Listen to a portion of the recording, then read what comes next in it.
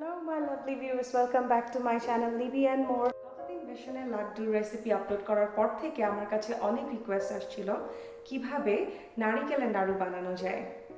আজকের এই এপিসোডে আমি দেখাবো কিভাবে বাসায় খুবই সহজ পদ্ধতিতে অথেন্টিক টেস্টের নারকেলের নাড়ু বানানো যায়।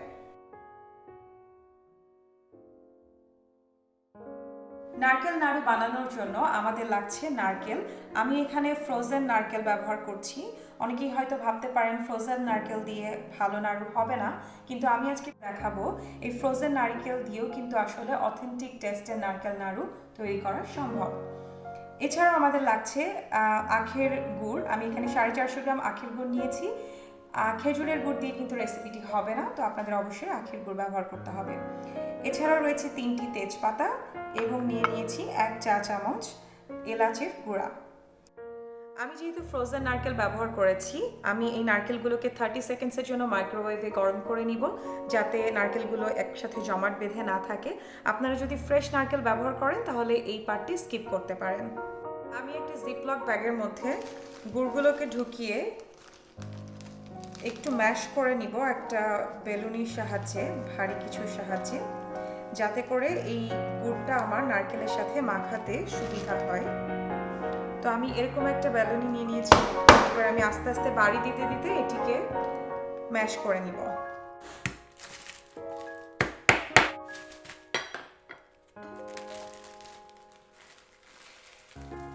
গুড়টা প্রিপেয়ার করা হয়ে গিয়েছে, দেখতেই পাচ্ছেন গুড়টাকে স্ম্যাশ করে আমি একটু নরম করে নিয়েছি। এখন আমরা এই গুড়টিকে নারকেলের সাথে ভালোভাবে মিশাবো। আমি নারকেলটা একটি বড় বাটিতে নিয়ে নিয়েছি মেশানোর সুবিধার্থে।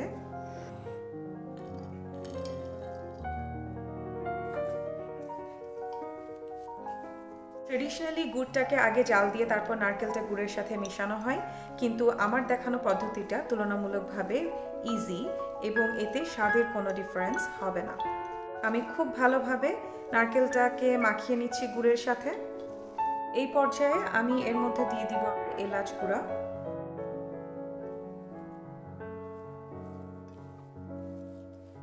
নারকেলটা খুব ভালোভাবে মিশানো হয়ে গিয়েছে। Now it's time for cooking. রান্না করার জন্য প্রথমে আমি নারকেলটিকে একটি কড়াইতে ট্রান্সফার করে নিচ্ছি।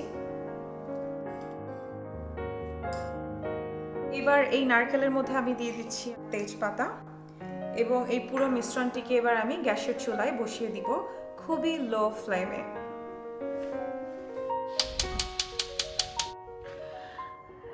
নারকেলটিকে চুলায় বসিয়ে দিয়ে আমি কন্টিনিউয়াসলি নেড়ে নেড়ে রান্না করতে থাকবো।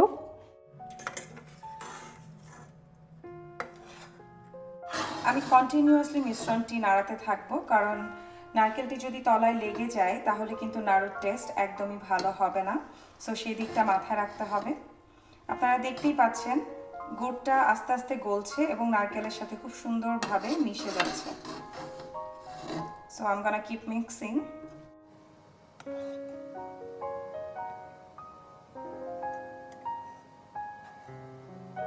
আমি মিশ্রণটাকে একটা বাটির মধ্যে ঢেলে নিয়েছি। আপনারা দেখতে পাচ্ছেন যে কেমন কনসিস্টেন্সি হবে। এটা যখন হাত দিয়ে আমি মুট করছি, এটা কম্বাইন হয়ে যাচ্ছে অল টুগেদার। দ্যাট মিনস এটা খুব ভালোভাবে রেডি হয়ে গেছে।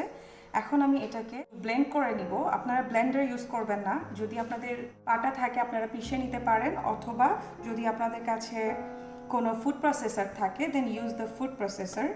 আদারওয়াইজ ব্লেন্ড করলে এখান থেকে কিন্তু পানি ছাড়বে এবং এটাকে আর নাড়ুর মতো শেপ দেওয়া যাবে না।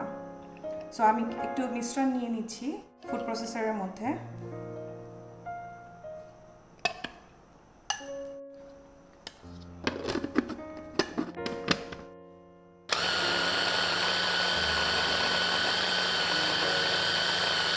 আমি প্রায় 20 সেকেন্ডস মতো এটাকে ব্লেন্ড করে নিয়েছি।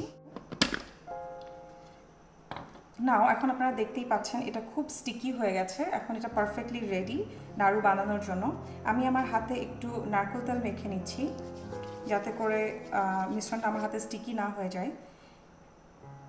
তেলটা মেখে নেওয়াতে নাড়ুরটার শেপটা খুবই স্মুথ হবে। তো আমি এখন গোল গোল করে একটা একটা করে নাড়ু বানিয়ে নিব। নারকেলটা কুক করার সময় আমরা তেজপাতা ব্যবহার করেছি, যেটা আমরা পরবর্তীতে উঠিয়ে ফেলে দিব এটাকে ব্লেন্ড করার আগে। আপনারা যদি পাটায় এটাকে পিষেন সেই ক্ষেত্রে কিন্তু এটা আরও বেশি স্মুথ হবে। এভাবে করে এখন আমি সব কয়টা নাড়ু বানিয়ে নিব।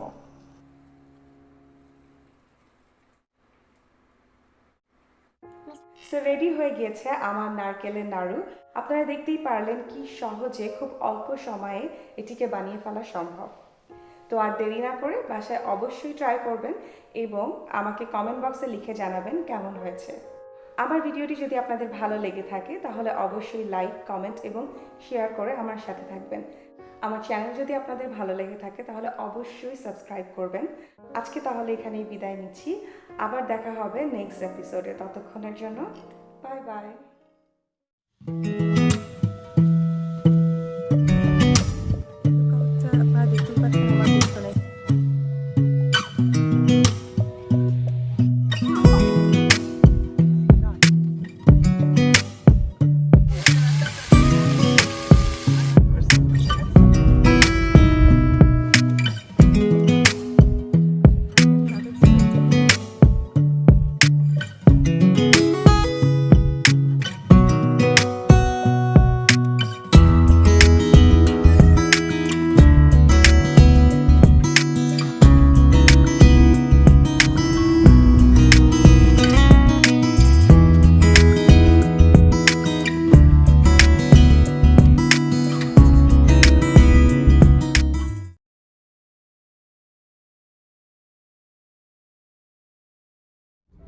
এভরিওয়ান, ওয়েলকাম ব্যাক টু নিবি অ্যান্ড মোর। আমি নিবি, আপনাদের সবাইকে অনেক অনেক স্বাগত জানাচ্ছি। আজকে 25th of December, as we all know, today is Christmas Day. তো আজকে সবার এখানে ছুটি সিডনিতে। তো সকালবেলা উঠে আমরা ডিসাইড করলাম আমরা একটা ড্রাইভে যাব এবং আমার আরও দুইটা ফ্রেন্ড তারাও জয়েন করবে। সো আমরা যাচ্ছি হক্সবেরি রিভার। এটা হচ্ছে একটা নদী এবং সেখানে একটা পার্কের মতো আছে নদীর পাশেই। তো আমরা সেখানে যাচ্ছি একটা ছোটোখাটো পিকনিক করার জন্য। ওখানে গিয়ে কিছু খাবার কুক করব, তার জন্য একটা পোর্টেবল চুলাও আছে। It's gonna be fun, I guess. Weather actually আজকে রেইন হওয়ার কথা ছিল, বাট সো ফার এখনো পর্যন্ত রেইন নেই, কিন্তু ওয়েদার খুব ক্লাউডি।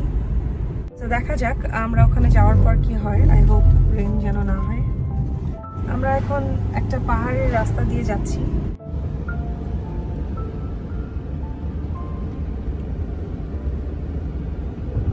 অস্ট্রেলিয়ার কান্ট্রি সাইড আসলে অনেক সুন্দর। এখানকার ফার্ম হাউসগুলো এক একটা প্রায় কয়েক একর জায়গার মধ্যে বানানো হয় এবং এগুলো ল্যান্ডস্কেপিং লাইক অনেক বিউটিফুল, কারণ অবভিয়াসলি অনেক জায়গা নিয়ে বানানো। তো এরকমই অনেকগুলো ফার্ম হাউস আমরা পাস করছি,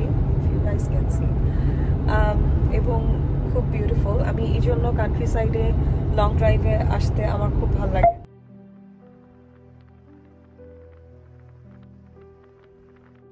চলতে চলতে আমি দাঁড়িয়ে পড়েছি একটা লুকআউটে। এই লুকআউটটা আপনারা দেখতেই পাচ্ছেন আমার পেছনে। এখান থেকে আমরা যেই পয়েন্টে যাচ্ছি সেটার টপ ভিউ দেখা যায়। আমি এখন দাঁড়িয়ে আছি পাহাড়ের উপরে।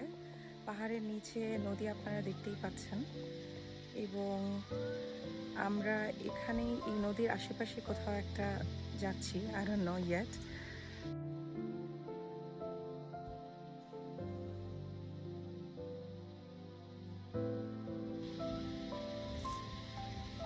পাহাড়ের ওপর থেকে যে নদীটা আমরা দেখলাম তার নাম হচ্ছে হক্সবেরি রিভার এবং আমরা যেখানে যাচ্ছি তার পাশেই একটা ফেরি আছে। অস্ট্রেলিয়ার ফেরিগুলো খুব interesting. It's quite similar with আমাদের দেশের ছোট ফেরির মতো। এই ফেরিটার নাম হচ্ছে ওয়াইজম্যান ফেরি।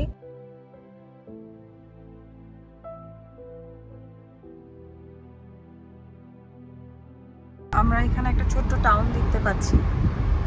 এটাই আসলে Hawkesbury town centre. As I said before, this is a very small town and there is a golf club here. আমরা জায়গা মতো পৌঁছে গেছি, বাট খুবই bad luck, it's very badly raining outside. আমরা নেমেছিলাম কিন্তু 1 মিনিটও বাইরে দাঁড়াতে পারিনি, যার কারণে আবার ভেতরে এসে বসছি যাতে বৃষ্টিটা থামা পর্যন্ত। বাট আসলে দেখে মনে হচ্ছে না বৃষ্টি থামবে। আমরা এখন ইনডিসিশনে আছি। What should we do, Sajib? We should wait till 2. Yeah, Then it's gonna be a very long wait.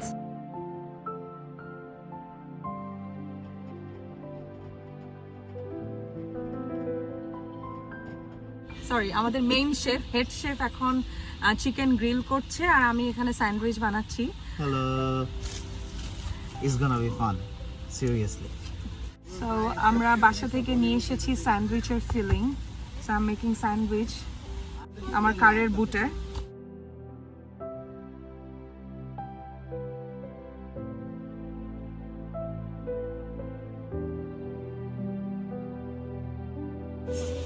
So বৃষ্টিটা কমে গেছে, আমরা গাড়ি থেকে নেমে খাবার আয়োজন করছি। চলুন আপনাদেরকে পরিচয় করিয়ে দিই আমার ফ্রেন্ডসদের সাথে। Here is cute Zainur, and this is my husband Shajiv, and this is my friend Jannat, and head chef Murad. Say hello. Nusrat. Hello Raya, and little Yana. Hi. This is Nadia Bhabhi. Manha, hi. And আমার বড় ভাই জুয়েল ভাই। এখানে পিকনিকের জন্য রয়েছে একটা বিশাল মাঠ এবং সেখানে শেড করা আছে, বেশ অনেকগুলো শেড করা আছে এবং এটার সাইড দিকটা নদীর ধার ধরে খুব সুন্দর জায়গা।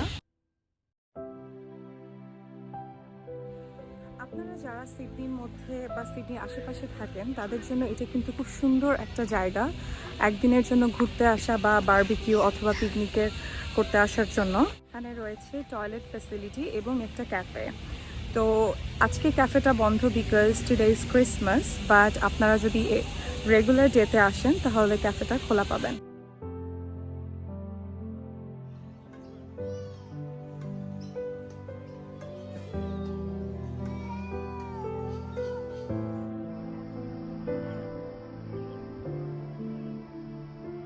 আমি এখন চলে এসেছি ওয়াইসম্যান ফেরি ঘাটে। আপনারা দেখতেই পাচ্ছেন আমার পেছনে ফেরি।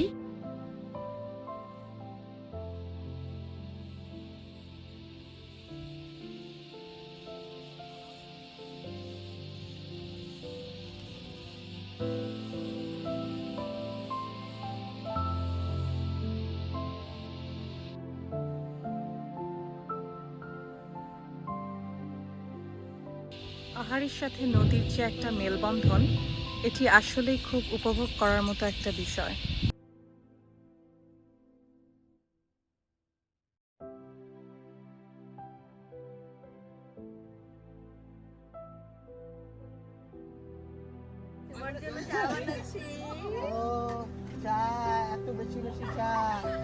কেন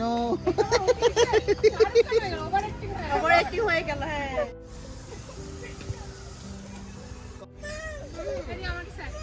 এই সুন্দর ফেরিটা দেখে আমরা ডিসাইড করলাম আমরা ফেরিতে করে ওই পাশে গিয়ে দেখবো যে ওখানে কি আছে।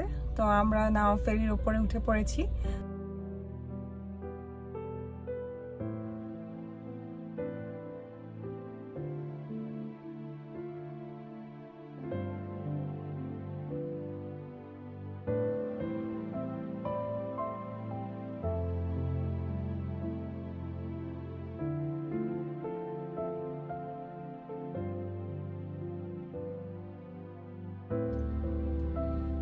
আমাদের ফেরি চলতে শুরু করেছে। আপনাদেরকে আমি যে তারের কথা বলছিলাম, এখানে যদি আপনারা দেখতে পান, সরি এই জায়গাটাতে, এই তারটা দিয়েই কিন্তু ফেরিটা আসলে কন্ট্রোলড হচ্ছে।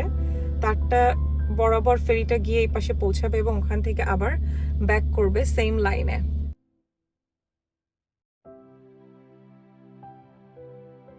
ফেরিটা আসলে খুব শর্ট টাইমের একটা ফেরি।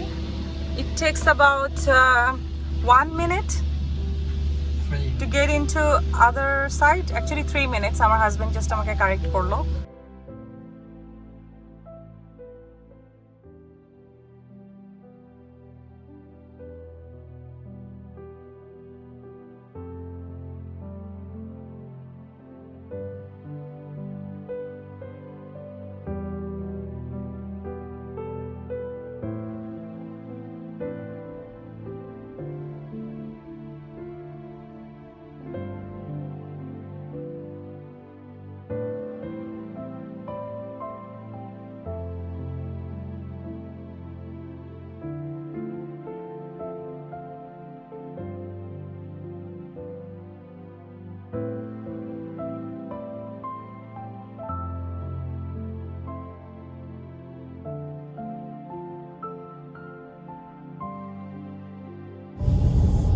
কান্ট্রি সাইডের যে একটা র ন্যাচারাল বিউটি আছে যেটা আমি খুবই পছন্দ করি, সো আমি খুবই এনজয় করছি ড্রাইভটা. আশা করছি আপনাদেরও ভালো লাগছে.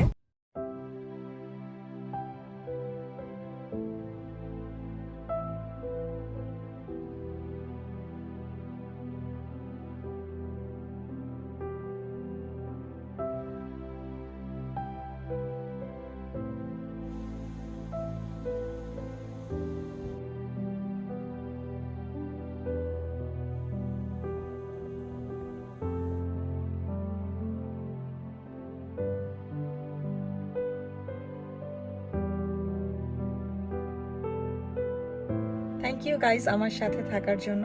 আজকে সারাদিন আমার অনেক ভালো কেটেছে. আশা করছি আপনারা আমার এই ব্লগটি খুবই এনজয় করেছেন.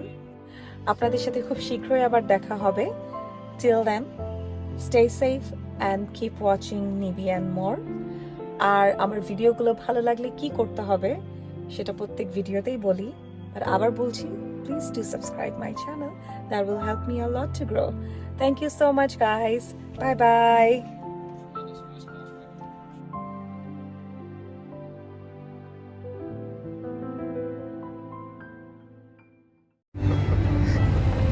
So life in the Shire goes on, very much as it has this past age, full of its own comings and goings. এতক্ষণ যে ভিডিও ক্লিপটা দেখলাম, অনেকেই হয়তো এর মধ্যে বুঝে গেছেন এটা Lord of the ring movie থেকে নেওয়া হয়েছে. ভিডিওটিতে দেখানো এই জায়গাটাতেই আজকে আমাদের গন্তব্য. অসম্ভব সুন্দর এই জায়গাটি দেখার পর আপনার মনে হতেই পারে আমি চলে এসেছি কোনো ফেরি টেলের জগতে. হ্যালো ভিউয়ার্স, আমি নিবি, আপনাদেরকে ওয়েলকাম জানাচ্ছি আমার চ্যানেল নিবি অ্যান্ড মোরে. চলুন তাহলে ঘুরে দেখা যাক লর্ড অফ দ্য রিং সিনেমায় হবিট মানবদের জন্য বানানো এই সুন্দর সেটটি. সকলকে ভিডিওটি শেষ পর্যন্ত দেখার অনুরোধ রইল. ঢুকতেই গুনতে হবে $75 এন্ট্রি ফি. যদিও আমরা আগেই ইন্টারনেটে এই টিকিট কেটে রেখেছিলাম. এই পয়েন্ট থেকে বাসে করে মেইন এরিয়াটাতে যেতে হবে. এই টোটাল জার্নিটা একটা গাইডেড ট্যুর, এবং গাইডরা আপনাদেরকে থ্রু আউট দ্য জার্নি খুব মজার মজার স্টোরি বলবে এই জায়গা সম্পর্কে. আমি চেষ্টা করেছি সেই মজার ইনফরমেশনগুলো আপনাদের সাথে শেয়ার করার. হবিটন মুভি সেটটি নিউজিল্যান্ডের নর্থ আইল্যান্ডে ওয়েকটো নামক একটি জায়গায় অবস্থিত. এই পুরো এরিয়াটি আগে ছিল একটি প্রাইভেট ফার্ম.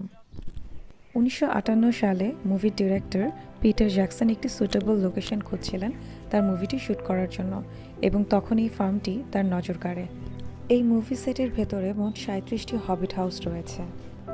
এলাকার মেনটেন্যান্সের জন্য রয়েছে প্রচুর ওয়ার্কার, যারা এই হবিট হাউসগুলিকে হুবহু মুভির মতো করে সাজিয়ে রেখেছে. ইভেন এখানে কিছু ফার্মারও আছে যারা এই হবিটদের বাগানগুলিতে ফল এবং সবজি চাষ করে, যাতে আপনার মনে হয় আপনি সত্যিকারের একটি হবিটের অতিথি হয়ে এখানে এসেছেন. নিয়ারেস্ট সিটি অকল্যান্ড থেকে এই মুভি সেটে ড্রাইভ করে যেতে সময় লাগে প্রায় 2.5 ঘন্টা. ড্রাইভ করতে না চাইলে ট্যুরিস্ট বাসের অপশনও রয়েছে. এখানে একই সময় লাগবে, কিন্তু ভাড়া গুনতে হবে $20 to $30 মধ্যে. এই মুভি সেটটি এখন নিউজিল্যান্ডের 3rd বিগেস্ট ট্যুরিস্ট ডেস্টিনেশন. এই ট্যুরিস্ট খাত থেকে গভর্নমেন্ট প্রায় $78 মিলিয়ন ইয়ারলি ইনকাম করে থাকে. প্রতি বছর 3 লাখ থেকে প্রায় 1 মিলিয়ন ট্যুরিস্ট এই জায়গা ভিজিট করে. দর্শক, আপনারা বুঝতেই পারছেন নিউজিল্যান্ড ট্যুরিজমে এই জায়গাটা কত বড় ভূমিকা পালন করে। ছবিতে কি যে গাছটি দেখা যাচ্ছে সেটি আসলে সত্যিকারের কোনো গাছ নয়, এটি একটি ফেক পিপল ট্রি। বইয়ের সাথে সিনেমা দৃশ্যের সামঞ্জস্য রাখতে এই গাছটি পরিচালক বানিয়েছিলেন। প্রথমে গাছটি বানানোর পর কিছুদিনের মধ্যেই রোদে গাছের পাতাগুলি ফেড হয়ে যায়। পরে আবার একদল আর্টিস্ট ডেকে এই গাছের প্রতিটি পাতা নিজ হাতে পেইন্ট করা হয়। অবাক করার মতো তথ্য, তাই না? এই জন্যই হয়তো হলিউডের মুভিগুলোর বাজেট এত বেশি হয়।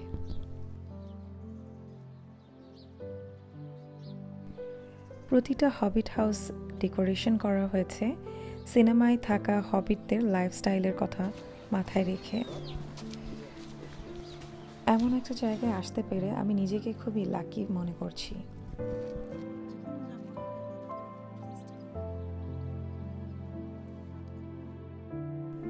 পুরো এরিয়াটি ডেভেলপ করতে সময় লেগেছিল প্রায় 1 বছর। আসল সেটটি শুটিং শেষ হওয়ার পর আস্তে আস্তে নষ্ট হতে শুরু করে, কিন্তু পরে 2010-এ আবার একে রিবিল্ড করা হয় নেক্সট মুভি শুটিংয়ের জন্য।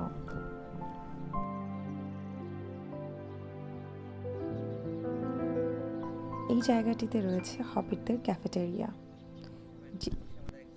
আপনারা নিশ্চয়ই গেস করতে পারছেন এখানে বসে 1 কাপ কফি খাওয়া কতটা স্যাটিসফাইং। 2013-এ এই মুভি সেটটিতে প্রায় 5 মিলিয়ন মানুষ ভিজিট করে। এই ক্যাফেটেরিয়াতে একটি কমপ্লিমেন্টারি বিয়ার সার্ভ করা হয়, যেটি মুভির মধ্যে হবিটরা নিজস্ব রেসিপি দিয়ে বানিয়েছিল।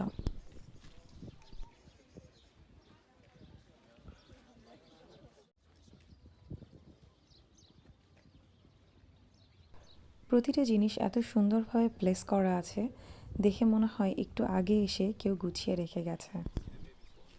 আমরা ট্যুরের প্রায় শেষের দিকে চলে এসেছি। এই জায়গাটি পুরো ঘুরে দেখতে সময় লাগে প্রায় 2 থেকে 2.5 ঘন্টা, কিন্তু আমার কাছে মনে হচ্ছিল যেন এইমাত্র আসলাম, এবং এই জায়গাটি ছেড়ে আসার সময় আমার মন অত্যন্ত খারাপ ছিল।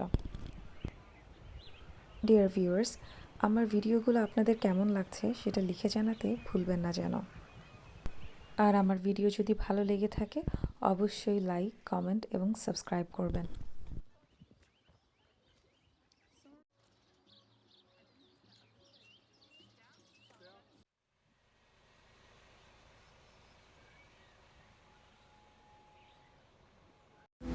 হেই লাভলিজ, গুড মর্নিং। হোপফুলি সবাই আপনারা ভালো আছেন, আমি অনেক ভালো আছি।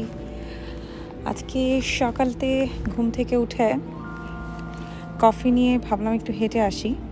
সো আমি আজকে যাচ্ছি আমার বাসার পাশেই একটা ছোট্ট বে। জায়গাটা খুব সুন্দর, এই কারণে আমি চিন্তা করলাম আমি একটা ভ্লগ বানাই। তো চলুন দেখে আসি জায়গাটা কেমন।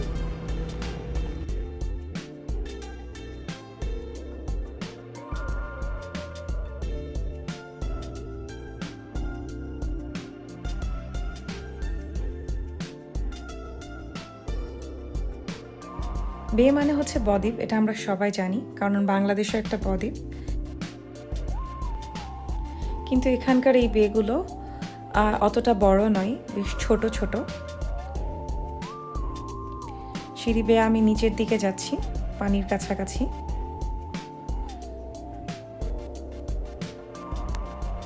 এই জায়গাটা বেশ পপুলার ফিশিংয়ের জন্য। এখানে একটা ব্রিজ টাইপের আছে যেখানে অলরেডি সবাই দাঁড়ায় আছে ফিশিং করার জন্য। আপনারা জেনে অবাক হবেন যে এখানে ফিশিংয়ের জন্য লাইসেন্স নিতে হয়। আমি এটা আগে জানতাম না।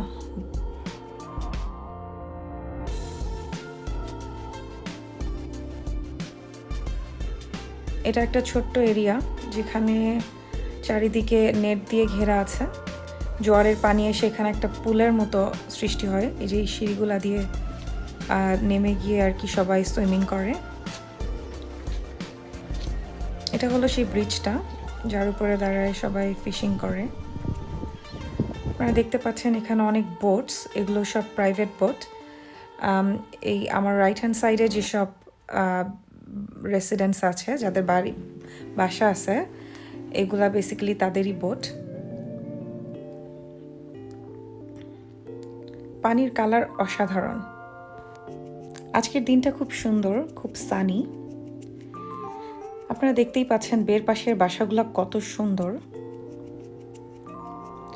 একটা কথা আমি সব ভিডিওতেই বলি, সেটা হচ্ছে যে এইসব উন্নত বিশ্বের দেশগুলো এত সুন্দর এর কারণ হচ্ছে এরা যেখানে সেখানে আবর্জনা ফেলে না। এই প্র্যাকটিসটা আসলে আমরাও করতে পারি এবং আমাদের ভবিষ্যৎ প্রজন্মকে আমরা একটা সুন্দর পরিষ্কার ময়লা আবর্জনাহীন বাংলাদেশ উপহার দিতে পারি। আমি যেখানে দাঁড়ায় আছি এই জায়গাটায় কিন্তু পানি বেশ গভীর। আমি একটু ভয় পাচ্ছি কারণ আমি সাঁতার পারি কিন্তু না পারার মতোই বলতে পারেন। আমি এখানে এসে সাঁতার কাটা শিখেছি কারণ আমি ছোটবেলা থেকে কখনোই সাঁতার কাটিনি।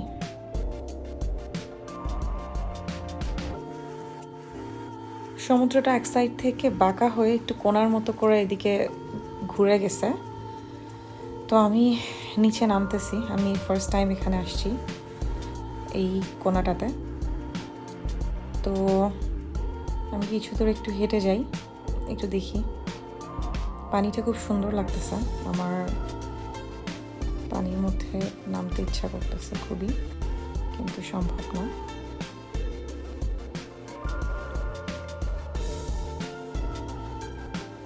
আচ্ছা, এই জায়গাটা আসলে এখানেই শেষ, তো আমাকে আবার ফেরত যেতে হবে।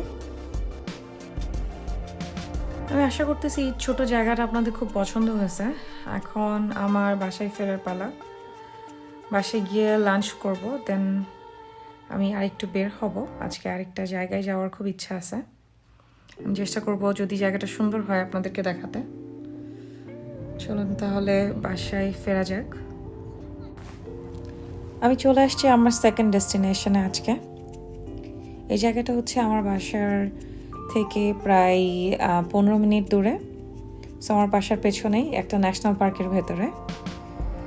তো আমার ইচ্ছে ছিল আসার সময় একটু রাস্তাটা ভিডিও করার, কিন্তু আসলে মেইন রোড থেকে এই জায়গাটায় আসতে অনেকটা অফ রুটে ড্রাইভ করতে হয় এবং অফ রুটটা ছিল খুবই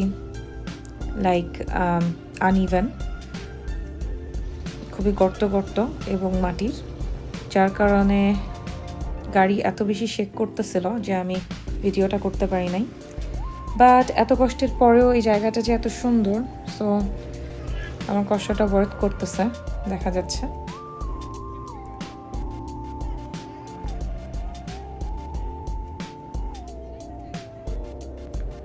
শুধু এই দৃশ্য দেখতে দেখতে আমি ঘন্টার পর ঘন্টা কাটায় দিতে পারি।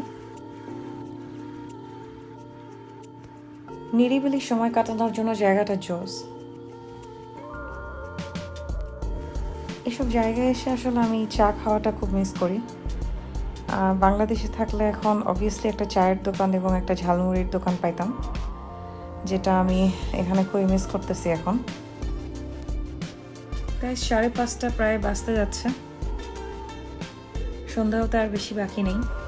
তো আমাকে এখন যেতে হবে কারণ যাওয়ার রাস্তাও সেম, সো আলো থাকতে থাকতে রওনা দেওয়াই ভালো।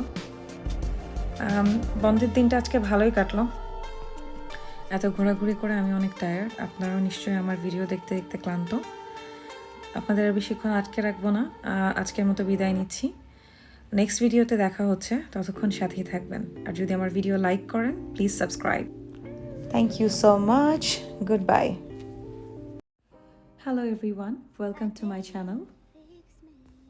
নিউজিল্যান্ডের নাম শোনেনি এমন মানুষ কিন্তু খুব কমই পাওয়া যাবে। অসম্ভব সুন্দর এই দেশটিতে ঘুরতে যাওয়ার সুযোগ হয়েছিল 2019 সালের অক্টোবর মাসে। আজকে যে জায়গাটিতে যাচ্ছি তার নাম হলো রোটোরুয়া। এটি নিউজিল্যান্ডের উত্তর দ্বীপে অবস্থিত ছোট্ট একটি শহর। নর্থ আইল্যান্ডের অকল্যান্ড এয়ারপোর্ট থেকে ড্রাইভে প্রায় 3 ঘন্টা মতো সময় লাগে। শহরটি বিখ্যাত এর অ্যাবরিজিনাল কালচার, ভলক্যানিক অ্যাক্টিভিটি এবং ছোট বড় অসংখ্য মনোমুগ্ধকর লেক এবং নদীর অবস্থানের জন্য। এই ভলক্যানিক অ্যাক্টিভিটির কারণে এখানে একটি বিশাল এরিয়া জুড়ে গড়ে উঠেছে জিওথার্মাল সাফারি পার্ক। চলুন আজকে ঘুরে দেখা যাক এই পার্কটি। পার্কটি খোলা থাকে সামারে সকাল 8টা থেকে 6টা পর্যন্ত এবং উইন্টারে সকাল 8টা থেকে 5টা পর্যন্ত। There's no air left to breathe. drowning, vultures are circling me. পার্কটিতে ঢোকার জন্য আপনাকে এন্ট্রি ফি দিতে হবে 60 নিউজিল্যান্ড ডলার্স এবং আপনার সাথে যদি বাচ্চা থেকে থাকে তার জন্য $30। Shine a light I can পার্কটিতে ঢোকার সাথে সাথেই এই অ্যামেজিং ভিউটি আপনার চোখে পড়বে। something I can't forget. My heart won't let it rest, but you বছরের পর বছর মাটির নিচ থেকে বেরিয়ে আসা তরল খনিজ উপাদান থেকে সৃষ্টি হয়েছে এই উপত্যকা।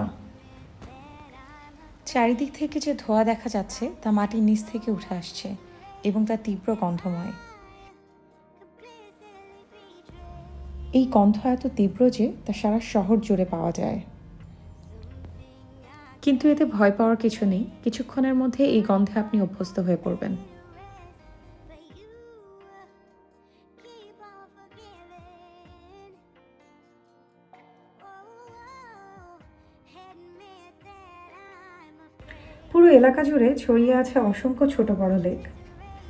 সময় বিশেষে এইসব লেকের পানির রং বদলাতে থাকে। এর কারণ হলো পানিতে উপস্থিত খনিজ উপাদানের পরিবর্তন।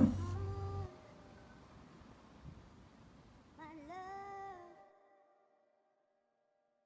my life, the price. It's hard to fight, to fight.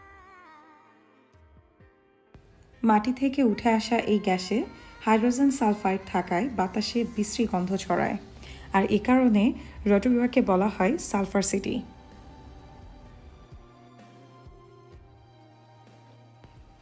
রটোরিয়াতে ছোট বড় বিভিন্ন মানের অ্যাকোমোডেশন রয়েছে এবং যারা হালাল ফুড খান তাদের জন্য কিন্তু হালাল রেস্টুরেন্ট রয়েছে এবং ভেগান ফুড যারা খান বা ভেজিটেরিয়ান যারা তাদের জন্যও অপশন আছে।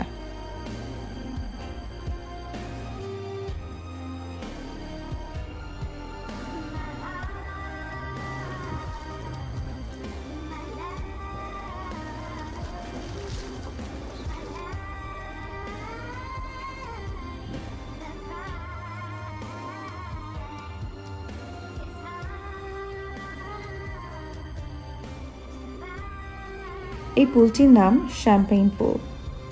এমন নাম হওয়ার কারণ হলো এর পানির কালার। এই পুলটি বিস্তৃত আছে প্রায় 65 মিটার জায়গা জুড়ে। এর গভীরতা 62 মিটার, মানে প্রায় 203 ফুট। পুলটির পানি ধারণ ক্ষমতা 50,000 কিউবিক মিটার, মানে প্রায় 1,80,000 কিউবিক ফিট। আর এর ওয়াটার টেম্পারেচার প্রায় 73 ডিগ্রি সেলসিয়াস থেকে 75 ডিগ্রি সেলসিয়াস পর্যন্ত হতে পারে, which is quite hot.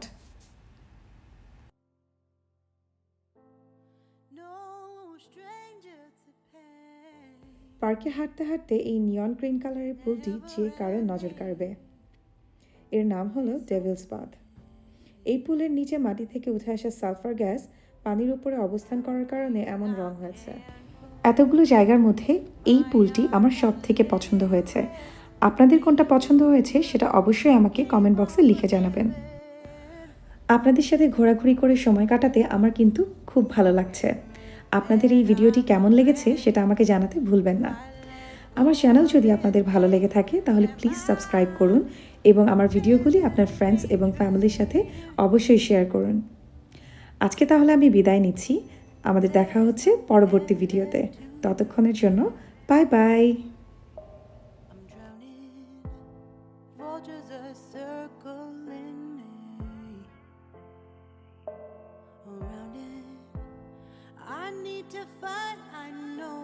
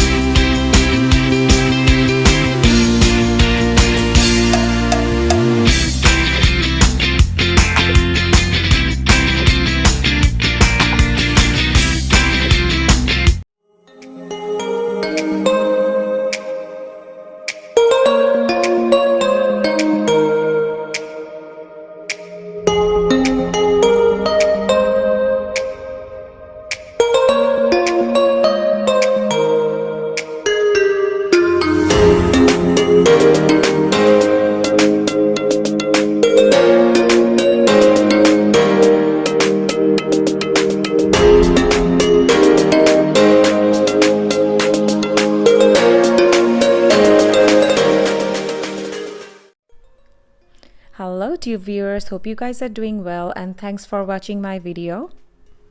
আপনারা দেখছেন আমার টাসমানিয়া ভ্লগের দ্বিতীয় পর্ব। আমি আজকে চলে এসেছি টাসমানিয়ার মেইন সিটি হবার্টে। ব্রেকফাস্ট করতে করতে আমরা জানতে পারলাম এখানে কাছে একটি মার্কেট প্লেস আছে যেখানে উইকেন্ডে মেলা বসে। তো আমরা চলে এসেছি সেই মেলাটা দেখতে এসে দেখলাম বেশ জমজমাট একটা অবস্থা এবং অবভিয়াসলি আমি খুবই এনজয় করি কান্ট্রি সাইডে এই ধরনের মেলাগুলো দেখতে। মেলাতে বেশ কিছু অ্যান্টিক স্টোর, ফুড স্টল এবং হ্যান্ডিক্রাফটের দোকানও দেখতে পাচ্ছি।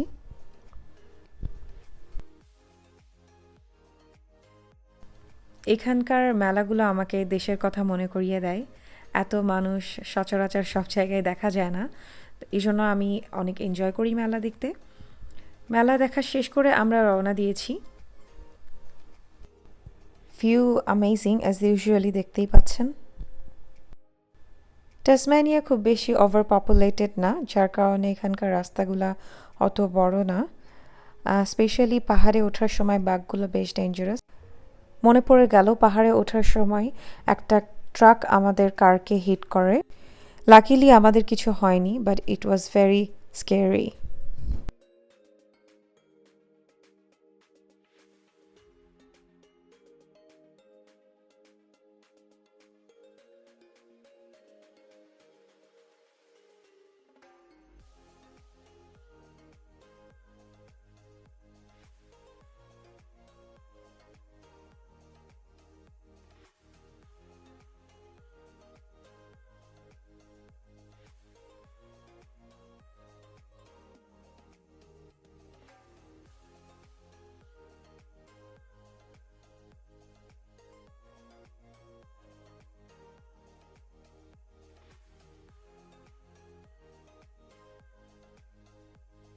চলতে চলতে দেখা মিলল এমন একটা ছোট্ট বিচের। আমি লোভ সামলাতে না পেরে গাড়ি দাঁড় করিয়ে চলে আসলাম বিচটা দেখতে।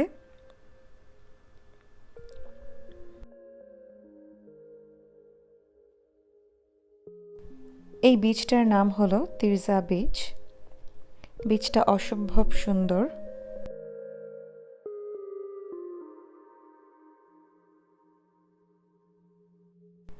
আমাদের প্রিপারেশন ছিল না বলে সমুদ্রে নামা হলো না এবারের মতো, এজন্য অবশ্য আমার অনেক মন খারাপ ছিল।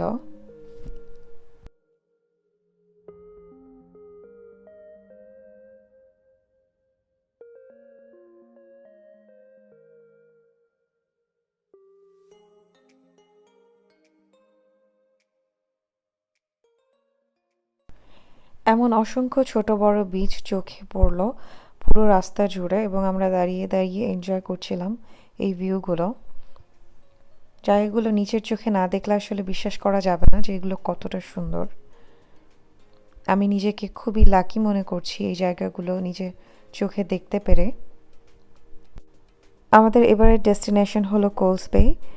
এখানে এসে দেখতে পেলাম এই ছোট্ট ক্যাঙ্গারুটি। আমি আগে জানতাম না যে ক্যাঙ্গারুরা এত ফ্রেন্ডলি হয়। ভদ্রলোক আমাদের ছেড়ে যেতেই চাচ্ছিল না।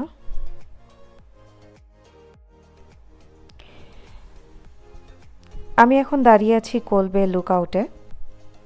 যত দূর চোখ যাচ্ছে শুধু নীল পানি। এই নীল সমুদ্রের মধ্যে দাঁড়িয়ে থাকা আইল্যান্ডগুলোকে দেখে অসাধারণ মনে হচ্ছিল।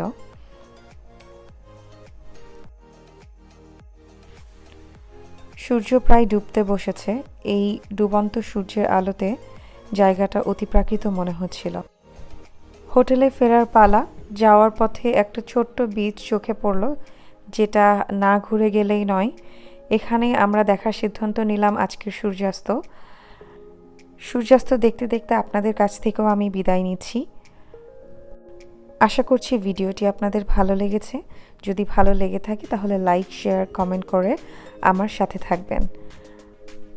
টাসমানিয়া ব্লগের প্রথম পর্ব যারা মিস করেছেন তাদের জন্য আমি ডেসক্রিপশন বক্সের লিঙ্কটা দিয়ে দিব। আর আমার চ্যানেল যদি আপনাদের ভালো লেগে থাকে তাহলে প্লিজ আমার চ্যানেলটি সাবস্ক্রাইব করবেন। আপনাদের সাথে আবার আমার দেখা হচ্ছে নেক্সট পর্বে। ততক্ষণের জন্য ভালো থাকবেন, সুস্থ থাকবেন এবং দেখতে থাকবেন নিভি অ্যান্ড মোর।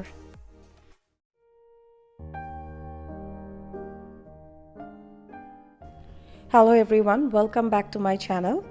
আশা করছি আপনারা সবাই ভালো আছেন। আজকে আমি আপনাদেরকে বানিয়ে দেখাবো চিকেন গোজলেমে। এটি খুব পপুলার একটি টার্কিশ স্ট্রিট ফুড। রেসিপিটি আমি তৈরি করেছি মুরগির মাংস দিয়ে, কিন্তু এটিকে বিফ, ল্যাম কিংবা শুধু চিজ দিয়েও বানানো সম্ভব।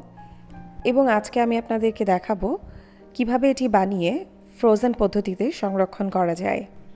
চলুন তাহলে আর দেরি না করে শুরু করে দেওয়া যাক রান্নাটি। রেসিপিটি বানানোর জন্য আমি এখানে নিয়েছি মুরগির মাংস, থাকছে পেঁয়াজ, আদা রসুনের পেস্ট, লবণ। আমি এখানে হোয়াইট পেপার নিয়েছি, আপনারা চাইলে ব্ল্যাক পেপারও নিতে পারেন। আমি এখানে নিয়েছি ধনিয়া গুঁড়া, এছাড়াও নিয়েছি চিলি ফ্লেক্স, পাপরিকার গুঁড়া, লেবু এবং স্পিনাচ মানে পালং শাক। আপনাদের যদি পালং শাক বাসায় না থাকে তাহলে এটা স্কিপ করতে পারেন। রেসিপিটি বানানোর জন্য আমি এখানে ব্যবহার করছি ফ্রোজেন পরোটা। ফ্রোজেন পরোটাটা আমার বাসায় অলওয়েজ অ্যাভেলেবল থাকে, এই জন্য আমি এটা দিয়েই বানিয়ে ফেলি, যেটা কুইক এবং ইজি হয়। আপনারা চাইলে বাসায় পরোটা বানিয়েও এটা বানাইতে পারেন। আমি একটা ফুড প্রসেসরের মধ্যে চিকেনের পিসগুলোকে নিয়েছি। এবার আমি একে একে এর মধ্যে দিয়ে দিচ্ছি লবণ, আদা রসুনের পেস্ট, চিলি ফ্লেক্স, পাপরিকা, ধনিয়া গুঁড়া, হোয়াইট পেপার। এবার আমি এটাকে ভালোভাবে বেটে নিব।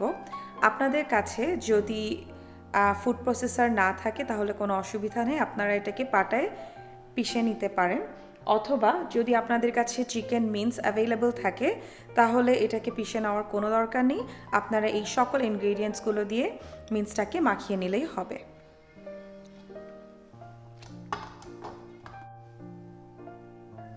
আপনারা দেখতেই পাচ্ছেন মিন্সগুলো সুন্দরভাবে মশলার সাথে মিশে গেছে। এখন আমি এটাকে একটা সাইডে রেখে দিব।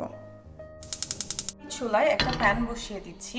আমি চুলার মধ্যে এখন দিয়ে দিব কেটে রাখা পেঁয়াজ,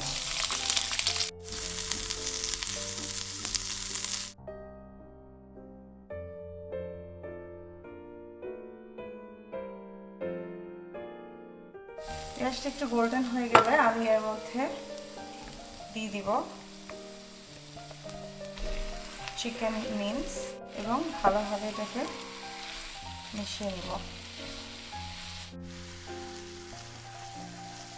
এবার ওর মধ্যে আমি দিয়ে দিচ্ছি অল্প একটু পানি, যাতে করে মিন্সটা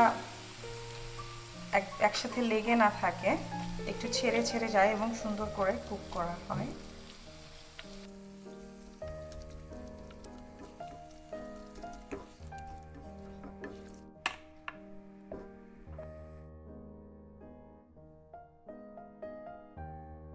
মিনিট হয়ে গেছে, চিকেন মিন্সটা কুক হচ্ছে। আমি এবার ঢাকনাটা খুলে ওয়েট করব এই পানিটা শুকানোর জন্য, এবং আমি এই পর্যায়ে অ্যাড করে দিব আমার স্পিনাচ।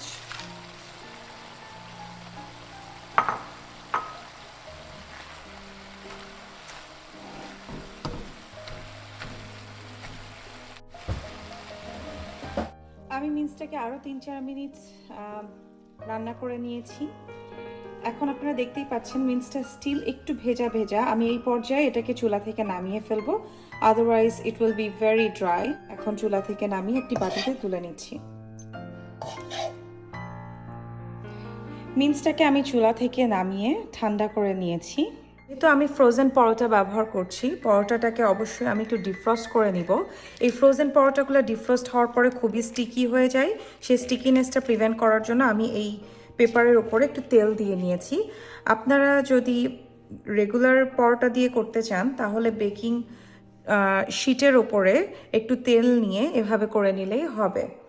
তো আমি এবার এর মধ্যে আমার চিকেনটা দিয়ে দিচ্ছি।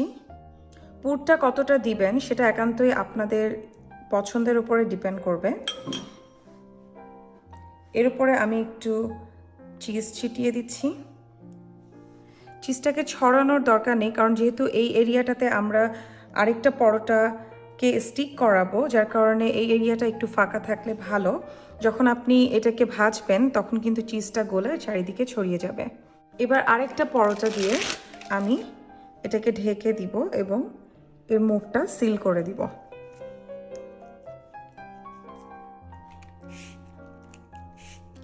দুইটা পরোটা আমি খুব ভালোভাবে সিল করে দিয়েছি।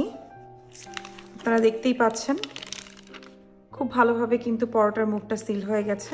আপনারা যদি এই পরোটাটাকে ফ্রোজেন করতে চান তাহলে এর ওপর একটু তেল ব্রাশ করে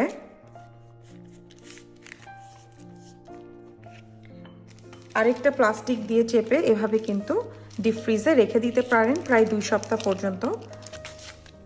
এবং গেস্ট আসলে বা যখন আপনারা খেতে চাইবেন বের করে ভেজে নিলেই হবে। গোজলেম ভাজার জন্য আমি একটা প্যান নিয়ে নিয়েছি, তাতে সামান্য একটু তেল দিয়ে দিচ্ছি। গোজলেমটা আমি ফ্রোজেন করে রেখেছিলাম, আমি দেখিয়ে দিচ্ছি যে এটা কিন্তু একেবারে ফ্রোজেন হয়ে গেছে। তেলটা গরম হয়ে গেলে আমি সরাসরি এটা তেলের উপরে দিয়ে দিব। এটাকে ডিফ্রস্ট করার কোনো প্রয়োজন নেই। লো ফ্লেমে ঢেকে রান্না করলেই এটি অটোমেটিক্যালি সিদ্ধ হয়ে যাবে।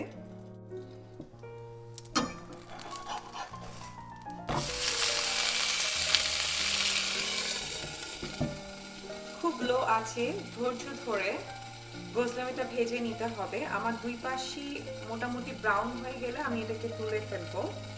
তো একটা পাশ ভাজা হতে আমার সময় লেগেছে প্রায় 2 মিনিটস। কিন্তু এটা ফ্রোজেন, এটা কিন্তু একটু সময় নিয়ে ভাজতে হবে, তা না হলে ভেতরটা ঠান্ডা থেকে যাবে। এবার সার্ভ করার পালা। তৈরি হয়ে গেল মজাদার গোজলেমে। এটা খেতে আসলে কতটা মজাদার সেটা আমি আপনাদেরকে মুখে বলবো না। আপনারা অবশ্যই বাসায় রেসিপিটা ট্রাই করবেন এবং আমাকে কমেন্ট বক্সে লিখে জানাবেন যে কেমন হয়েছে। রেসিপিটি যদি আপনাদের ভালো লেগে থাকে তাহলে অবশ্যই ফ্রেন্ডস এবং ফ্যামিলির সাথে শেয়ার করবেন। এবং আমার চ্যানেল যদি আপনাদের ভালো লেগে থাকে তাহলে অবশ্যই আমার চ্যানেলটি সাবস্ক্রাইব করবেন। আজকে তাহলে আপনাদের থেকে বিদায় নিচ্ছি, দেখা হচ্ছে পরের এপিসোডে। ধন্যবাদ।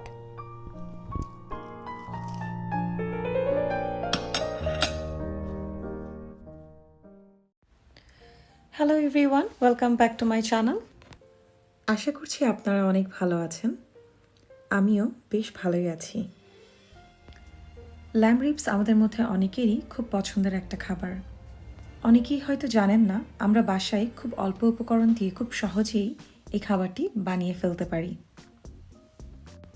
আজকে আমরা বানাবো lamb ribs with mash potato.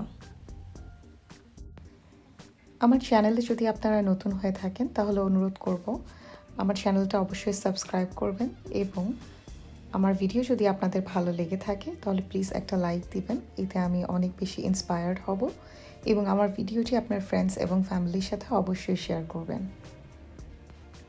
রেসিপিটি আমি বানিয়েছি ল্যাম্ব রিবস দিয়ে। আপনাদের কাছে যদি ল্যাম্ব অ্যাভেলেবল না থাকে তাহলে আপনারা খাসি এবং বিফ দিয়েও এটা করতে পারবেন, সেক্ষেত্রে সময় একটু বেশি লাগবে।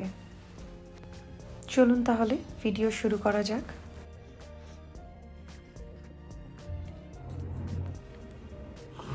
শুরুতেই একে একে দিয়ে দিব লবণ, গোলমরিচ, পাপরিকা অথবা রেড চিলি পাউডার, অরিগ্যানো যদি না থাকে দেওয়ার দরকার নেই, গার্লিক এবং জিঞ্জার পেস্ট দিয়ে আমি ভালোভাবে ল্যাম্ব রিবটা মেখে নিব। এবং আপনাদের হাতে যদি সময় থাকে তাহলে 1 ঘন্টা ম্যারিনেট করে রেখে দিতে পারেন।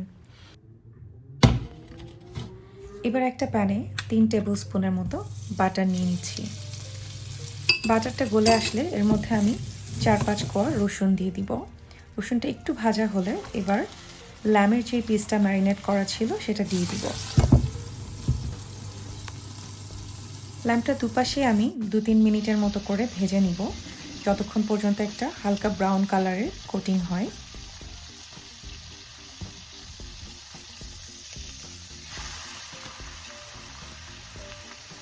রিবটা যতক্ষণ ভাজা হচ্ছে আমি বেকিং ট্রেটা প্রিপেয়ার করে নিব। একটা ট্রের উপরে ফয়েল পেপার বিছিয়ে নিচ্ছি, এতে করে ওভেনটা নষ্ট হবে না।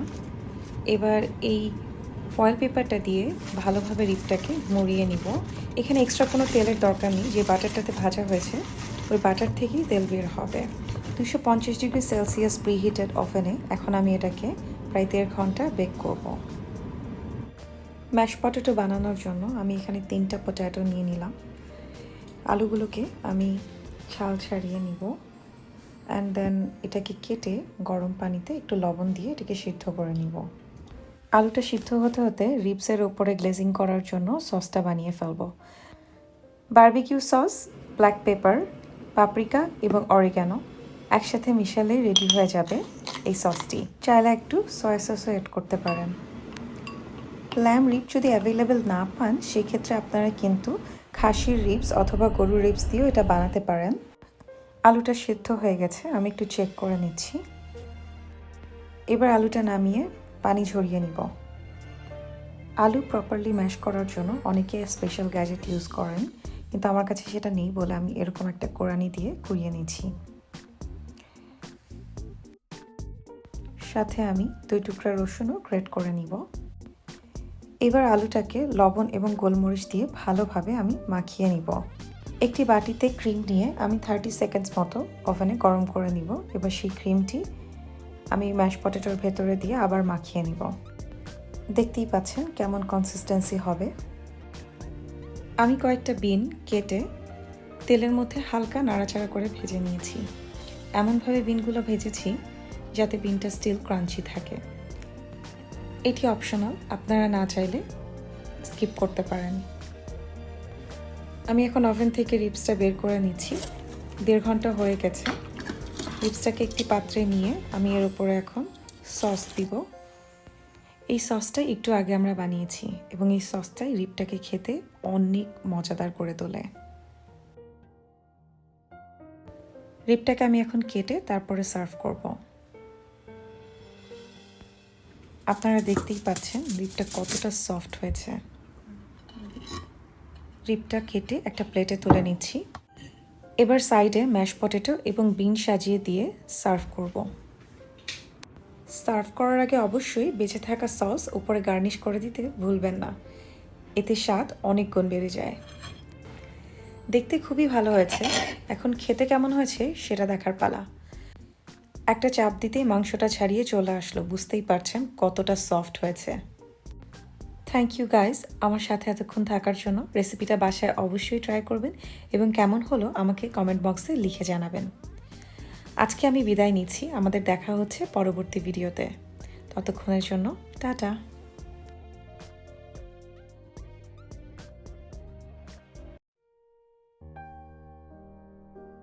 Hey my lovely viewers, welcome back to my channel Nidhi and More. আজকে আমি চলে এসেছি আমার কিচেনে, so you guys can guess I'm going to make a cooking vlog. আজকের রেসিপিটি হচ্ছে একটি ডেজার্ট রেসিপি। এই রেসিপিটা আমার কাছে খুবই স্পেশাল কারণ এটি আমার মা বানাতেন, তো আমি আজকে এটিকে আবার রিক্রিয়েট করতে চলেছি। আমার রেসিপির নাম হচ্ছে বেসনের লাড্ডু, যেটি খেতে খুবই অসাধারণ এবং বানাতে খুবই ইজি। তো যে কোনো সময় বাসায় থাকা ইনগ্রিডিয়েন্টস দিয়ে আপনারা এটাকে বানিয়ে ফেলতে পারবেন এবং গেস্ট আসলে নিজের হাতে বানানো মিষ্টি সার্ভ করার একটা অন্যরকম ফিলিংস। তো আশা করছি আপনাদের রেসিপিটি ভালো লাগবে। ভিডিওটি যদি ভালো লেগে থাকে তাহলে অবশ্যই আমার ভিডিওটি আপনার ফ্রেন্ডস এবং ফ্যামিলির সাথে শেয়ার করবেন এবং আপনার ফিডব্যাক আমাকে কমেন্ট বক্সে লিখে জানাতে ভুলবেন না যেন। আমার চ্যানেল যদি ভালো লেগে থাকে তাহলে অবশ্যই চ্যানেলটি সাবস্ক্রাইব করবেন, that will help me a lot to grow. চলুন তাহলে পুরো রেসিপিটা দেখে নেওয়া যাক।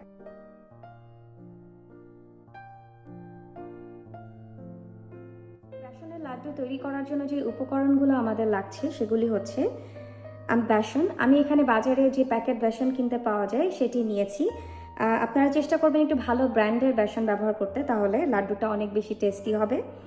তো আমি এখানে 1 কেজির মতো বেসন নিয়েছি, তার সাথে নিয়েছি ক্যাস্টার সুগার।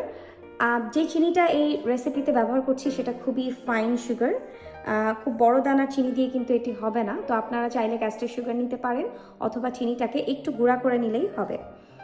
এখানে রয়েছে ঘি, আমি আরও নিয়েছি লবণ, এখানে রয়েছে এলাচি পাউডার, আমি এলাচি পাউডার ব্যবহার করছি যাতে মুখে কোনো দানা না লাগে।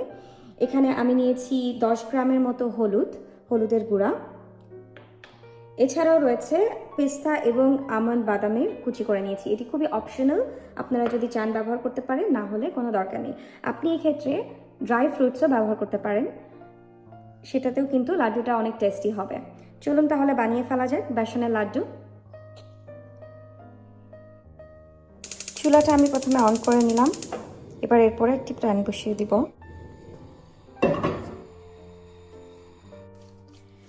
প্রথমে আমি প্যানের মধ্যে দিয়ে দিচ্ছি ঘি, এখানে আমি পুরো ঘিটাই দিয়ে দিব। এবং ঘিটাকে আমার প্রথমে গলতে দিতে হবে।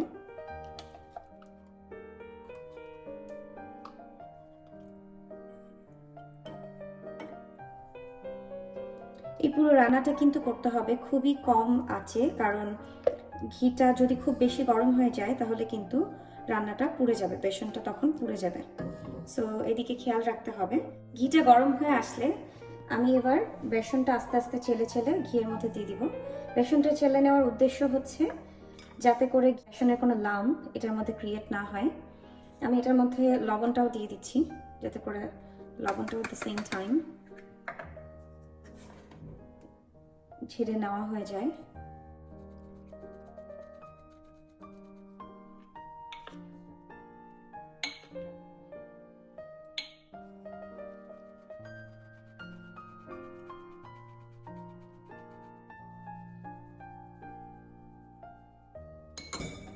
এবার আমি ঘিটার সাথে বেসনটাকে খুব ভালোভাবে মিক্স করে নিব। আমি খুব লো আছে এটাকে কন্টিনিউয়াসলি নাড়তে থাকবো। আপনারা দেখতেই পাচ্ছেন ঘিটা অলরেডি এটার সাথে মিক্স হয়ে গেছে, কিন্তু শুধুমাত্র মিক্স হলে হবে না, এটাকে ভালোভাবে কুকড হতে হবে। তো আমাদের ওয়েট করতে হবে until it gets light golden brown. তখন আমরা বুঝে যাব যে অ্যাকচুয়ালি আমাদের এটা রেডি হয়ে গেছে লাড্ডু বানানোর জন্য। But till then I am going to keep mixing.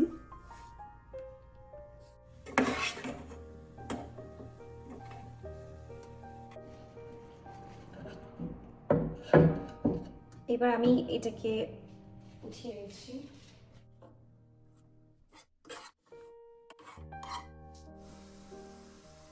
তো আপনারা দেখতেই পাচ্ছেন এটা কমপ্লিটলি ঠান্ডা হয়ে গিয়েছে। এখন আমি এটার সাথে চিনি মেশাতে থাকবো। আমি একবারে পুরোটা চিনি মেশাবো না, দেখে মনে হতে পারে আসলে অনেক চিনি, কিন্তু এই লাড্ডুটার বৈশিষ্ট্য হচ্ছে চিনিটা কিন্তু চিনির দানাগুলা একটু একটু গালে বাড়তে থাকবে, এটাই হচ্ছে এটার বৈশিষ্ট্য। তো আমি এটার মধ্যে চিনি দিয়ে দিচ্ছি এবং চিনির সাথে দিয়ে দিব এলাচের পাউডার, দিয়ে দিচ্ছি আমাদের ড্রাই ফ্রুটসগুলা, অ্যাকচুয়ালি নাটস। খুব সুন্দর স্মেল অলরেডি বের হচ্ছে।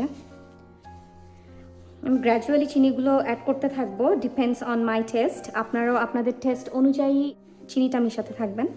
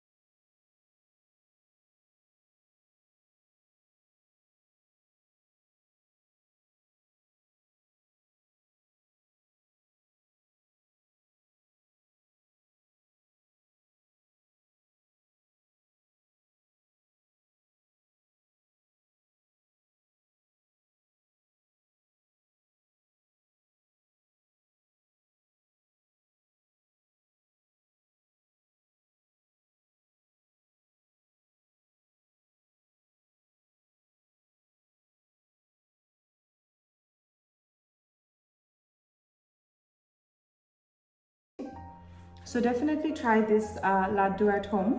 আমি আজকের মতো আপনাদের থেকে বিদায় নিচ্ছি। আপনাদের সাথে আমার দেখা হবে নেক্সট ভিডিওতে। Till then, good by.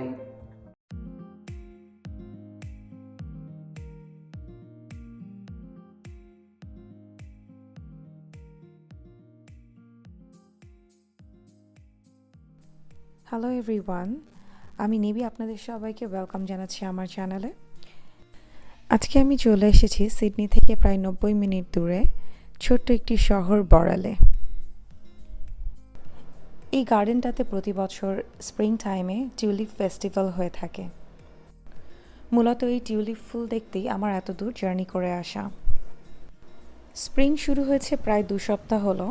আশা করছি আমি অনেক ফুল দেখতে পারবো। যেদিকে তাকাচ্ছি ফুলের সমারোহ, তার সাথে ওয়েদারটা চমৎকার।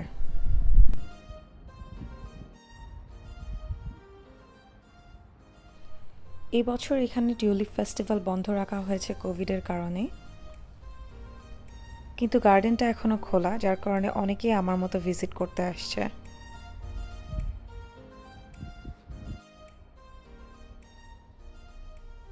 আমি অস্ট্রেলিয়া আসছি প্রায় 4 বছর হয়ে গেছে, কিন্তু এই প্রথম আমি টিউলিপ ফুল দেখতে আসছি। সো আমি অনেক এক্সাইটেড ছিলাম।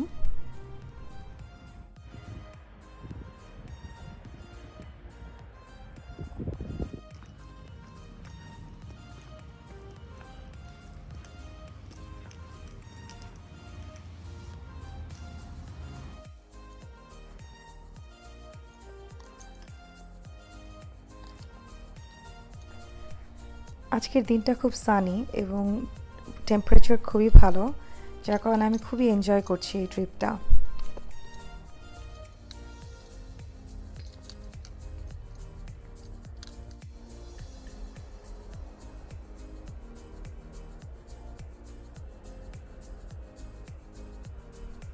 গার্ডেনের মধ্যে এমন ছোট ছোট শেড করে বসার জায়গা করা আছে।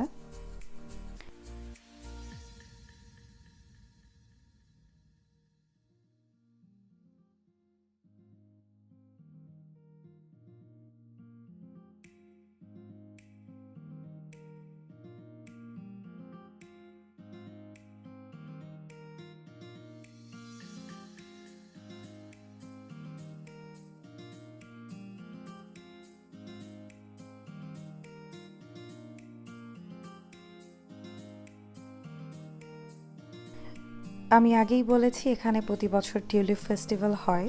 সো এই স্ট্যাচুটা টিউলিপের আদলেই বানানো হয়েছে।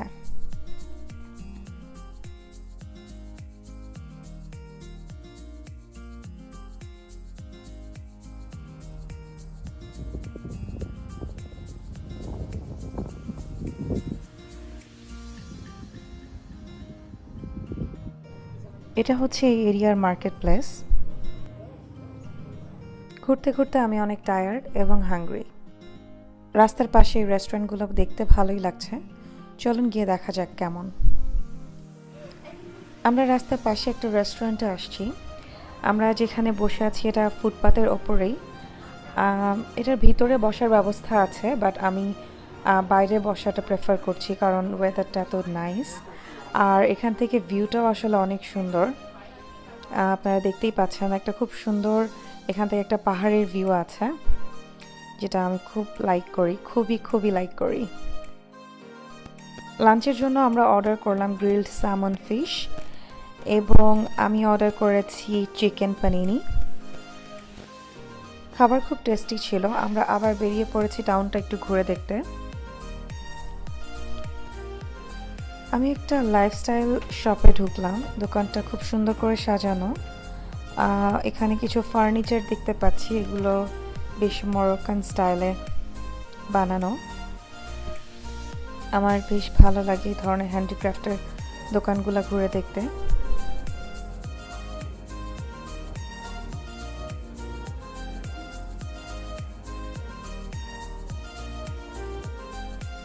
দেখতে পাচ্ছি একটা কফি শপ। এখানে একটা ছোট্ট গলির মতো আছে, গলির দুই পাশে ছোট ছোট দোকান।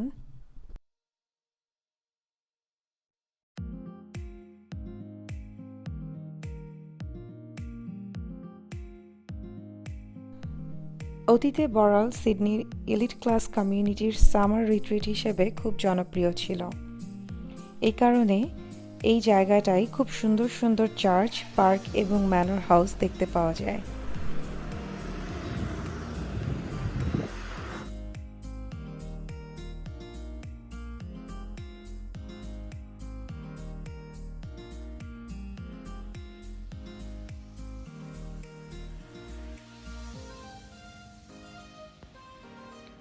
1887-এ এখানকার গার্ডেনগুলো ইউরোপিয়ান প্লান্টস দিয়ে সাজানো হয়েছিল, যাতে করে এরিয়াটা লুকস মোর ব্রিটিশ, যার ছোঁয়া এখনও দেখতে পাওয়া যায়।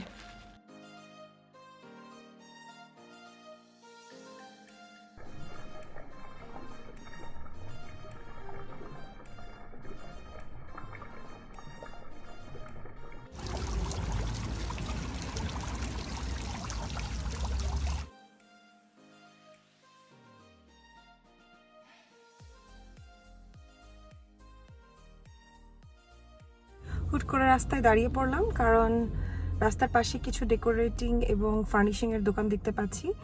আমি কোথাও গেলে টুকটাক শপিং করতে খুব পছন্দ করি, এই জন্য আমি একটু গিয়ে দেখবো দোকানগুলো কেমন। অবভিয়াসলি আপনাদেরও দেখাবো।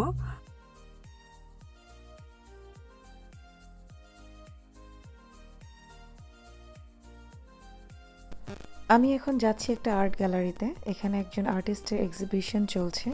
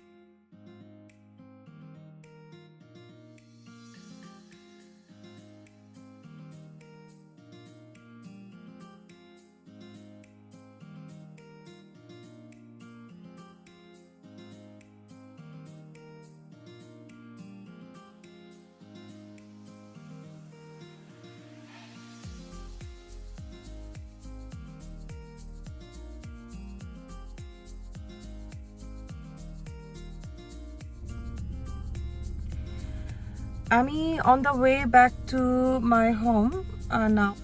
তো আমি অলরেডি যাচ্ছি বড়াল lookout, which is like a watch tower, যেখানে সুন্দর ভিউ আছে।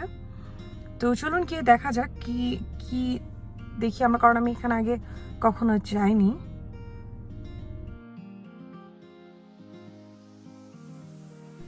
আমরা লুকআউটের দিকে এগিয়ে যাচ্ছি জঙ্গলের মধ্যে দিয়ে।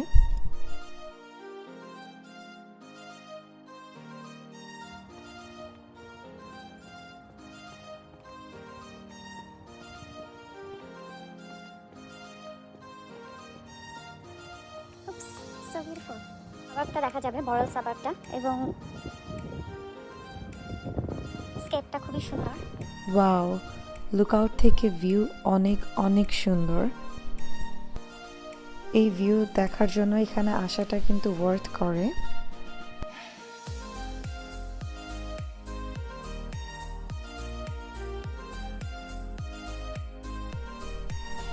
এখান থেকে প্রায় পুরা সাউদার্ন হাইল্যান্ডের ভিউ আমি দেখতে পাচ্ছি।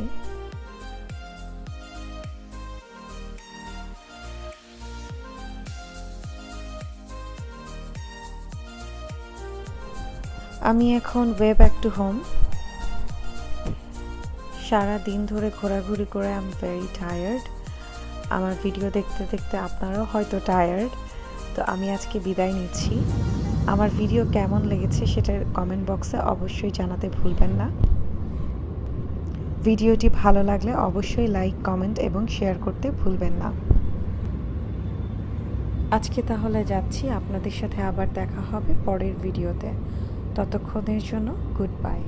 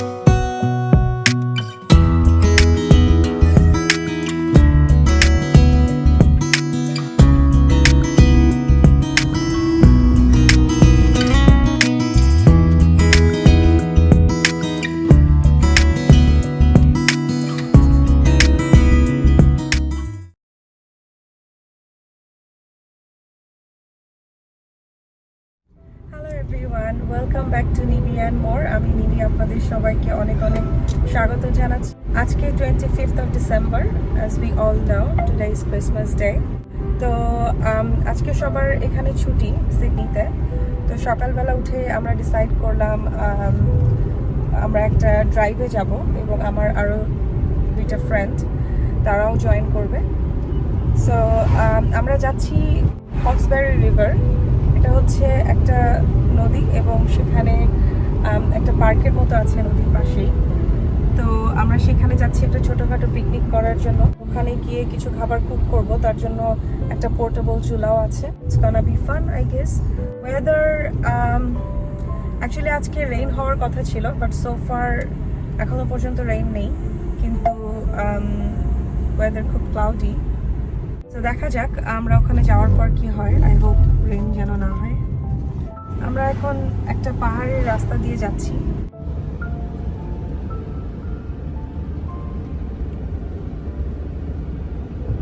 অস্ট্রেলিয়ার কান্ট্রি সাইড আসলে অনেক সুন্দর। এখানকার ফার্ম হাউসগুলো এক একটা প্রায় কয়েক একর জায়গার মধ্যে বানানো হয় এবং এগুলো ল্যান্ডস্কেপিং লাইক অনেক বিউটিফুল, কারণ অবভিয়াসলি অনেক জায়গা নিয়ে বানানো। তো এরকমই অনেকগুলো ফার্ম হাউস আমরা পাস করছি, ইউ গাইস ক্যান সি, এবং খুব বিউটিফুল। আমি এই জন্য কান্ট্রি সাইডে লং ড্রাইভে আসতে আমার খুব ভালো লাগে।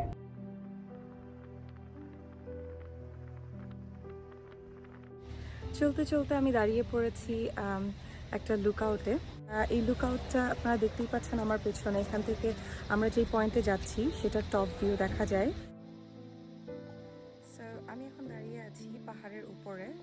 পাহাড়ের নিচে নদী আপনারা দেখতেই পাচ্ছেন এবং আমরা এখানে এই নদীর আশেপাশে কোথাও একটা যাচ্ছি, আই ডোন্ট নো ইয়েট।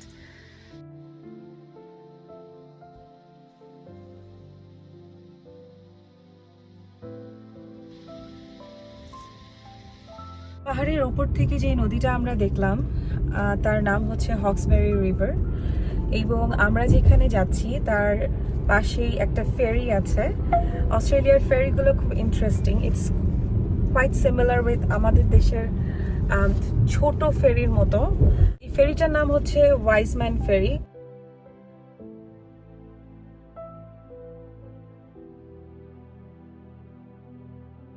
আমরা এখানে একটা ছোট্ট টাউন দেখতে পাচ্ছি। এটাই আসলে Hawkesbury town centre. As I said before, this is a very small town and there is a golf club here. আমরা জায়গা মতো পৌঁছে গেছি, বাট খুবই bad luck. It's very badly raining outside. আমরা নেমেছিলাম কিন্তু 1 মিনিটও বাইরে দাঁড়াতে পারিনি, যার কারণে আবার ভেতরে এসে বসছি যাতে বৃষ্টিটা থামা পর্যন্ত। বাট আসলে দেখে মনে হচ্ছে না বৃষ্টি থামবে। আমরা এখন ইনডিসিশনে আছি। What should we do, Sajib? We should wait till 2. Then it's gonna be a very long wait.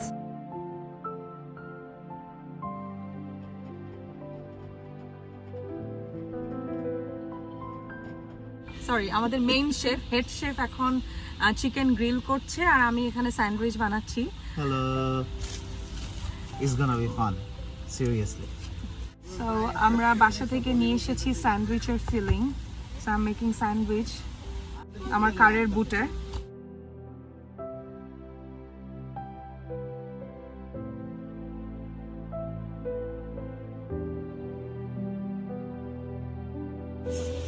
So বৃষ্টিটা কমে গেছে, আমরা গাড়ি থেকে নেমে খাবার আয়োজন করছি। চলুন আপনাদেরকে পরিচয় করিয়ে দিই আমার ফ্রেন্ডসদের সাথে। Here is cute Zainur and this is my husband Shajiv and this is my friend Jannat and head chef Murad. Say hello. Nusrat. Hello Raya and little Yana. Hi. This is Nadia Bhabhi. Manha, hi. And Amar Boro Bhai, Joel Bhai. বিশাল মাঠ এবং সেখানে shade করা আছে, বেশ অনেকগুলো shade করা আছে এবং এটার সাইড দিকটা নদীর ধার ধরে খুব সুন্দর জায়গা। আপনারা যারা সিডনির মধ্যে বা সিডনির আশেপাশে থাকেন তাদের জন্য এটা কিন্তু খুব সুন্দর একটা জায়গা একদিনের জন্য ঘুরতে আসা বা বারবিকিউ অথবা পিকনিকের করতে আসার জন্য। এখানে রয়েছে টয়লেট ফ্যাসিলিটি এবং একটা ক্যাফে। তো আজকে ক্যাফেটা বন্ধ because today is Christmas, but আপনারা যদি রেগুলার ডেতে আসেন তাহলে ক্যাফেটা খোলা পাবেন।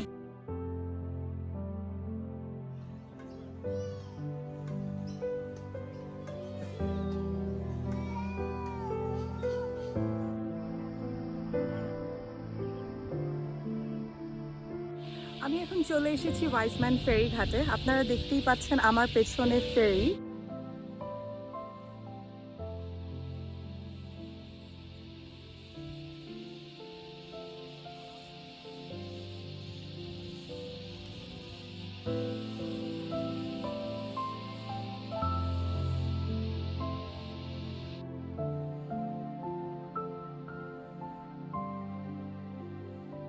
পাহাড়ের সাথে নদীর যে একটা মেলবন্ধন, এটি আসলেই খুব উপভোগ করার মতো একটা বিষয়।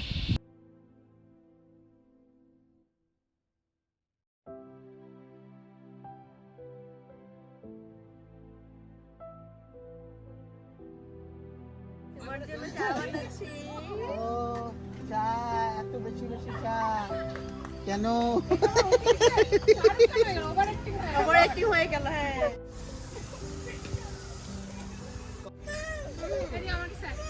এই সুন্দর ফেরিটা দেখে আমরা ডিসাইড করলাম আমরা ফেরিতে করে ওই পাশে গিয়ে দেখবো যে ওখানে কি আছে। তো আমরা নাও ফেরির উপরে উঠে পড়েছি।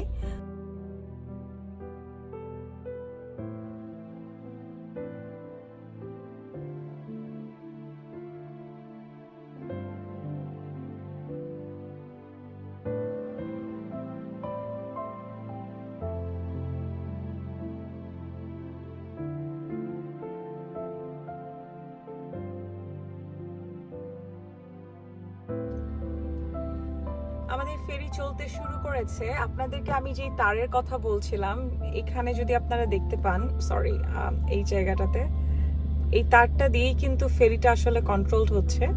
তারটা বরাবর ফেরিটা গিয়ে এই পাশে পৌঁছাবে এবং ওখান থেকে আবার ব্যাক করবে সেম লাইনে।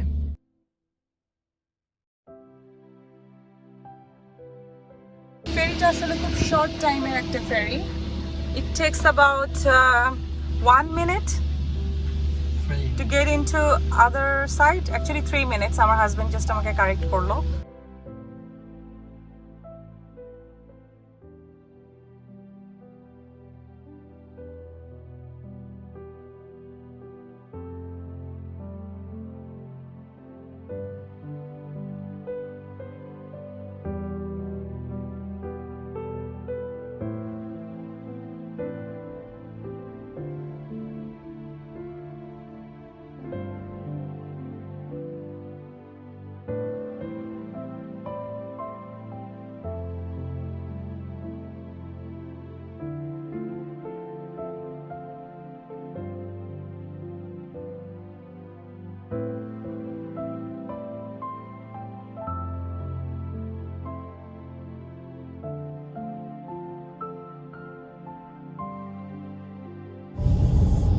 কান্ট্রি সাইডের যে একটা র ন্যাচারাল বিউটি আছে যেটা আমি খুবই পছন্দ করি। সো আমি খুবই এনজয় করছি ড্রাইভটা। আশা করছি আপনাদেরও ভালো লাগছে।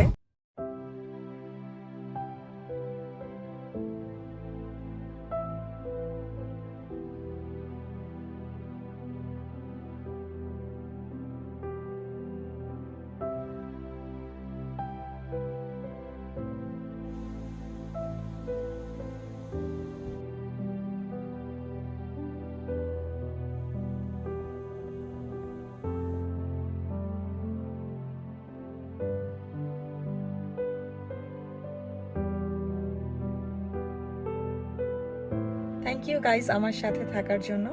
আজকে সারাদিন আমার অনেক ভালো কেটেছে। আশা করছি আপনারা আমার এই ব্লগটি খুবই এনজয় করেছেন। আপনাদের সাথে খুব শীঘ্রই আবার দেখা হবে। Till then, stay safe and keep watching Nibi and more.